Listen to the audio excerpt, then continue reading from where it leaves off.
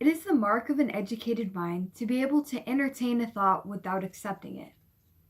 That was said by Aristotle, a person we have looked to for knowledge even centuries later. This embodies the role of this assignment.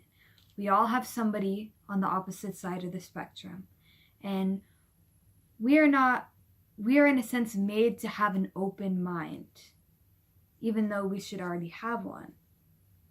Amanda Marcotte is a blogger who tends to write on feminism and politics.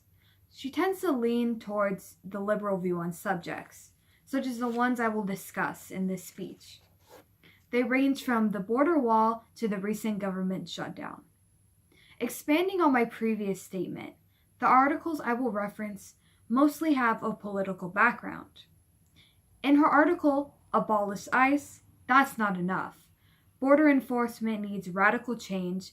She uses anecdotes and pathos to convey her message. The anecdotes include Border Patrol agents being caught abusing immigrants, ranging from breaking an 11-year-old boy's arm to sexual assault. This supports her claim of effectiveness being put over humanitarian beliefs. With all of this said, Marcotte uses logos to reassure and point back to the title of her article.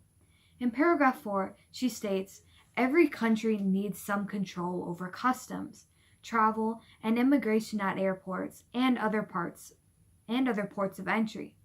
She acknowledges the Abolish ICE movement with respect while also inputting her own ideas. During the analysis of "Let's talk impeachment," wait, on second thought, maybe let's not, Marcotte adds a hint of personality with a comedic reference to her cat, comparing asking ambitious Democrats for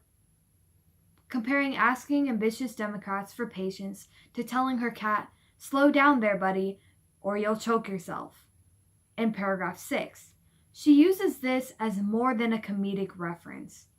It also is a representation of Democrats being too consumed with the idea of impeaching President Trump that they end up harming their own political party instead. She follows with the candid truth that receiving 20 Republican votes during a Senate impeachment trial seems practically impossible. Another example of using logic to further her points.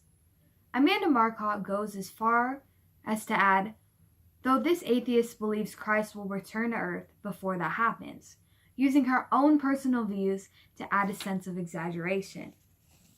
Finally, Ms. Marcotte uses diction to prove her point throughout the article, "House Democrats Unveil Their First Big Bill, Protecting Democracy in the Trump Era." She describes the idea of President Trump's border wall as a ridiculous racist fantasy in the first paragraph. Her choice of words conveys her disgust to the audience. Marcotte also describes the Democrats' agenda and policies as the good democracy needs.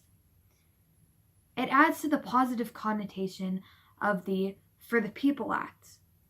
Marcotte takes the opportunity to describe a situation where Republicans intimidated citizens to not vote, mostly directed at young people of color. The definition she includes of democracy is keeping citizens in the process of the government, and that the current administration is not meeting that standard. At times, we as humans see others as their opinions rather than the person behind the beliefs. I will admit that I was skeptical of agreeing with someone quite literally on the opposite side of the spectrum, and I have a sense of pride saying that my initial thoughts were incorrect. Thank you for your time.